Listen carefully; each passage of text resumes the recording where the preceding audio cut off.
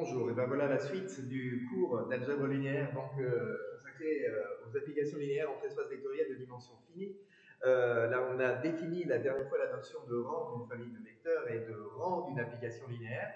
On avait vu les premières propriétés et à présent, place à l'énorme propriété relative au rang d'une application linéaire, le théorème du rang, précisément, qui est un théorème vraiment très et encore très important en algèbre linéaire. Donc voilà, c'est pas le petit théorème accessoire dont on sert une fois tous les 36 du mois.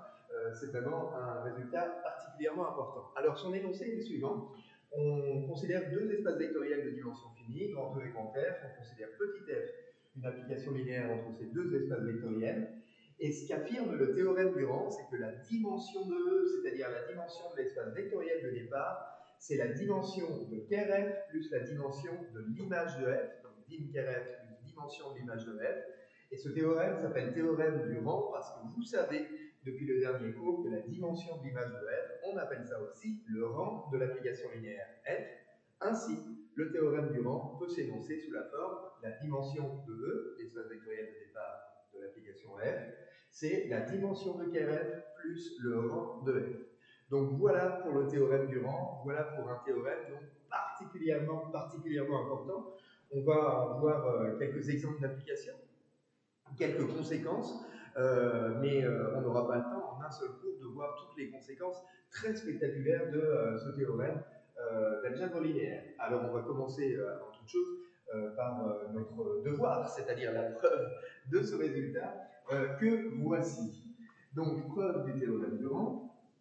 Donc on se place dans les hypothèses de l'énoncé avec un espace vectoriel E de dimension L. La preuve du théorème du rang. Donc on va noter très judicieusement n, très originalement n la dimension de E. Alors j'ai mis dans l'énoncé que f est de dimension finie aussi, c'était juste pour être cohérent avec ce qu'on avait étudié jusqu'à présent, mais vous allez voir que l'hypothèse que f est de dimension finie n'intervient pas du tout dans l'énoncé du théorème du rang. Bon, voilà pour cette parenthèse, vous allez vous en rendre compte. Et donc on considère, je vous rappelle, f une application linéaire qui va de grand E dans grand E. Et donc on veut arriver à prouver le théorème. Alors pour ça, on va tout d'abord observer quelque chose, c'est que le noyau de l'application petit f, quitte à faire une réflexion de niveau 0, et ben c'est un sous-espace vectoriel de l'espace vectoriel de départ. C'est un sous-espace vectoriel de E. Or, E est de dimension finie, et vous savez qu'un sous-espace vectoriel, dans un espace vectoriel de dimension finie, admet un supplémentaire. C'est le théorème d'existence d'un supplémentaire en dimension finie qui raconte que dans un espace vectoriel de dimension finie, tout sous-espace vectoriel admet un supplémentaire. Donc, Kerf admet un supplémentaire dans E. Donc, en vertu du théorème dont vient de rappeler le nom et l'énoncé, un supplémentaire dans E. Donc, ce qui veut dire qu'en clair, il existe S en sous-espace vectoriel de E, tel que E est la somme directe de Kerf et de S.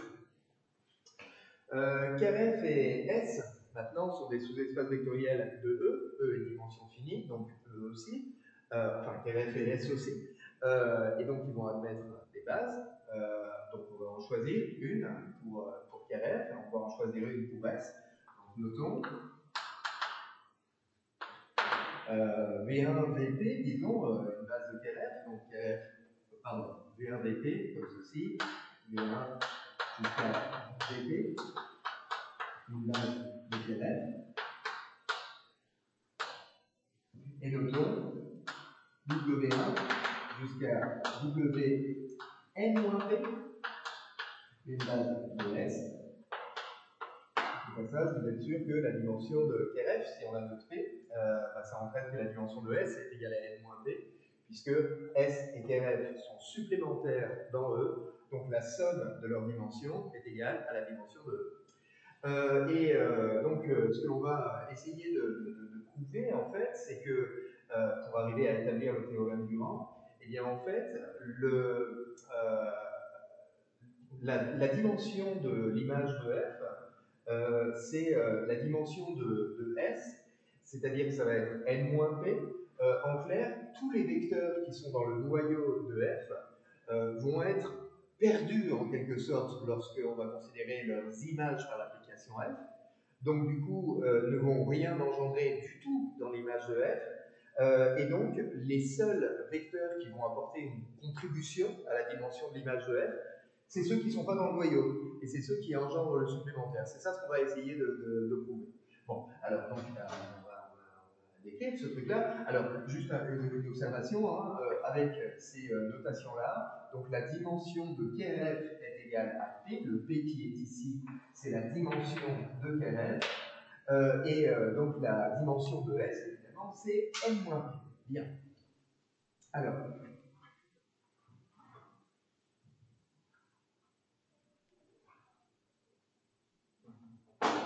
montrons que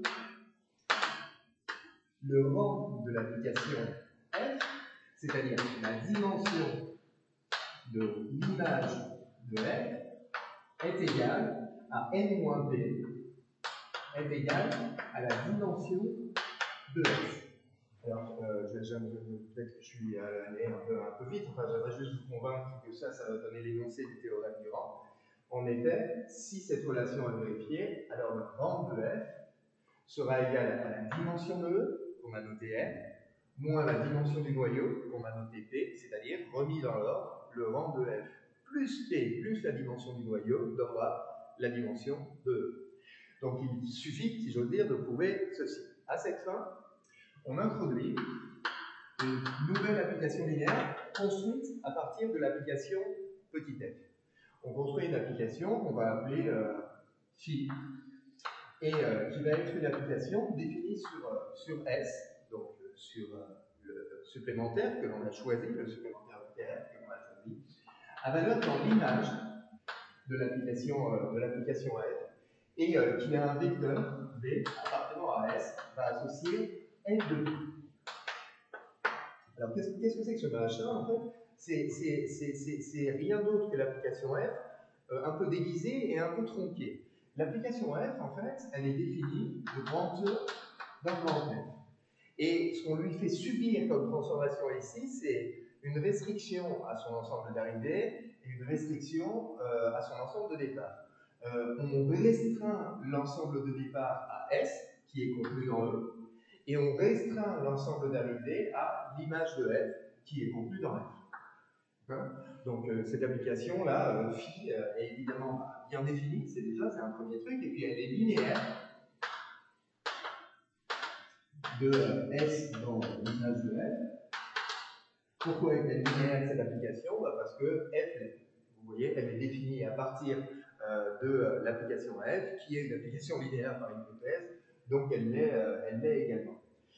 Donc phi est linéaire, et puis ce qu'on va prouver, ce qu'on va tenter de prouver, c'est qu'elle est bijective, que c'est un isomorphisme de S dans IMF. Donc montrons que phi est bijective. Pour montrer que phi est bijective, on va montrer qu'elle est surjective et qu'elle est injective. Montrons que phi est injective en premier. Montrons que phi est injective. Pour prouver l'injectivité, vous êtes habitués, c'est une application linéaire. On va prouver l'injectivité en montrant que le noyau de phi est réduit au vecteur nul.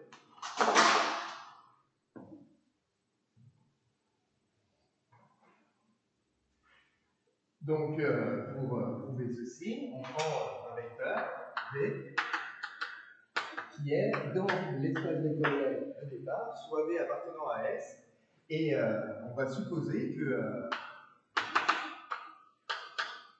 ce vecteur V appartient au noyau de phi, donc si D appartient au noyau de phi, si phi de V est égal au vecteur nul, alors ça signifie, par définition, par construction de l'application phi, ça signifie que f de V est égal au vecteur nul de F, ce qui signifie que le vecteur V appartient au noyau de V. Ainsi, le vecteur V que l'on a choisi, il est dans S, d'une part, puisqu'il est dans l'ensemble de définition de l'application linéaire phi, et il est dans Kerf, d'autre part, d'après le calcul très puissant qu'on vient de faire. Or, cette intersection est réduite au vecteur nul de E, puisque Kerf et S sont supplémentaires dans E. Donc, le fait, cette égalité, là, cette dernière égalité, provient du fait que E est la somme directe de Kerf et de S. S et Kerf sont supplémentaires dans E. D'accord? Du coup, ce qu'on a prouvé, c'est que si un vecteur est dans le noyau de phi, alors c'est le vecteur nul, ce qui signifie exactement que phi est injectif.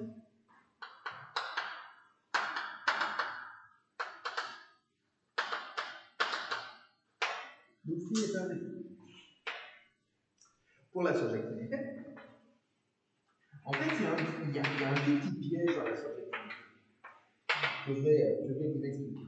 L'application phi, elle est définie en disant que là, à l'arrivée, on ne prend pas tout l'espace vectoriel d'arrivée, on prend l'image de f. Et elle est définie en disant à un vecteur v, on associe son image par l'application f. Alors le piège, c'est de dire, ben, c'est évident qu'elle est surjective par définition. Parce qu'on peut se dire, voilà, si je prends un vecteur qui est dans l'image de f, ça veut dire par définition qu'il s'écrit f de v pour un certain v, et donc qu'il admet un antécédent par l'application f. Alors ce raisonnement est parfaitement juste, mais il y a un détail très important, c'est que lorsqu'on prend un vecteur qui est dans l'image de f, il s'écrit f de v pour v un certain vecteur de e, de l'espace vectoriel de départ e. Et nous, l'ensemble de départ ici, c'est pas e tout entier, c'est s, c'est une partie qui est contenue dans l'espace vectoriel de départ. Donc c'est pas complètement clair qu'il y ait un vecteur qui soit un antécédent d'un f de v, qui ait un vecteur dans S, dont l'image va être le vecteur f de v qu'on va considérer ici. Donc ce qu'on va prouver en fait, c'est que tout vecteur dans l'image de f admet un antécédent, non pas dans E, parce que ça c'est trivial, mais admet un antécédent dans S, dans le supplémentaire du noyau que l'on a choisi. Donc pour ça, vous allez voir, c'est très très amusant, et puis pas très long, donc c'est d'autant mieux. Donc soit grand V, un vecteur appartenant à l'image de f. Le but, c'est de montrer que ce vecteur grand V, donc grand V, qu'on va prendre ici, admet un antécédent par l'application phi. Alors, pour ça, on va commencer par traduire cette hypothèse. Donc, ça signifie qu'il existe un vecteur petit v appartenant à E, tel que grand V soit l'image de ce vecteur-là par l'application f. Or, par hypothèse, encore une fois, Kerf et S sont supplémentaires dans E. Donc ça signifie que tout vecteur qui est dans E, en particulier le vecteur V qui est au-dessus, peut s'écrire de manière unique comme somme d'un vecteur dans Kerf et d'un vecteur dans S. Or, on a ça, d'où il existe un unique couple qu'on va appeler UW pour être encore une fois très originaux.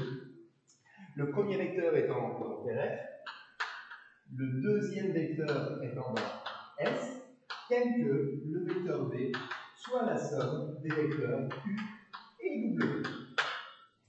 De la sorte, à quoi ça nous avance d'avoir écrit ça? Vous allez voir, ça nous donne exactement ce que ça nous donne la conclusion. Du coup, le vecteur grand V, c'est f de petit v. Et f de petit v, maintenant, c'est f de u plus w. Mais l'application f est une application qui est linéaire. Puisque c'est une application qui est linéaire, l'image de cette somme, c'est la somme des images. F de u plus f de w. Puisque c'est la somme des images, eh bien, ce que l'on va pouvoir en déduire, pardon, je ne sais pas si vous entendez la sonnerie. C'est la somme des images. Or, U est dans le noyau de F par construction, et par conséquent, le F de U qui est ici c'est le vecteur nul de grand F. Du coup, qu'est-ce que l'on a gagné avec ceci? On a gagné que grand F, c'est l'image du vecteur W par l'application F, mais W, c'est un vecteur qui est dans S, du coup, ce F de W, c'est aussi phi de W par définition de l'application phi. Vous voyez, on a le droit de créer que c'est phi de W parce que l'application phi, c'est l'application F qu'on a restreinte à S au départ. Le vecteur W étant dans S, on peut écrire phi de W. Donc du coup, ça signifie que le vecteur grand V appartient à l'image de phi. Donc, grand V appartient à l'image de phi. Résumé, qu'est-ce qu'on a prouvé avec ça? On a prouvé que si un vecteur grand V est dans l'ensemble d'arrivée de l'application phi, s'il est dans l'image de f, alors il appartient à l'image de phi, il a un antécédent par l'application phi, donc on a prouvé que phi est surjectif.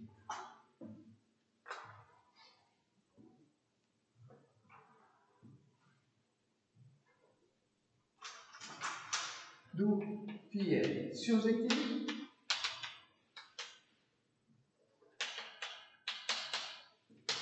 Conclusion, phi est injectif, phi est surjectif, c'est donc un isomorphisme. Donc phi, qui va de S dans l'image de F, est un isomorphisme entre les espaces vectoriels S et l'image de F. Ça va impliquer que la dimension de S est égale à la dimension de l'image de F. La dimension de S, c'était n-p, vous vous souvenez, avec nos notations de tout à l'heure. La dimension de l'image de F, c'est le rang de F. Et donc, ce que l'on a prouvé, c'est que n, qui est la dimension de E, moins p, qui est la dimension du noyau de F, c'est le rang de F. Et il vous suffit de faire passer à droite la dimension du noyau pour avoir l'énoncé du théorème du rang tel qu'il avait été donné. La dimension de E, c'est la dimension du noyau plus le rang de F. Voilà pour la démonstration du théorème du rang, que je vous conseille de retravailler, parce que c'est un bon exemple, c'est un bon exercice d'algèbre linéaire, de révision du cours sur les isomorphismes, sur les applications linéaires, sur les dimensions, sur la notion de rang. C'est très classique, et puis donc c'est la preuve d'un résultat très important qui aura beaucoup d'applications. Et ces applications, on les verra dans une très prochaine vidéo. Je vais m'arrêter ici pour cette première vidéo, car ma batterie est faible et que je ne vais pas pouvoir recharger mon ordinateur tout de suite. Voilà, à bientôt pour de nouvelles aventures en algèbre linéaire et pour les applications du théorème du rang.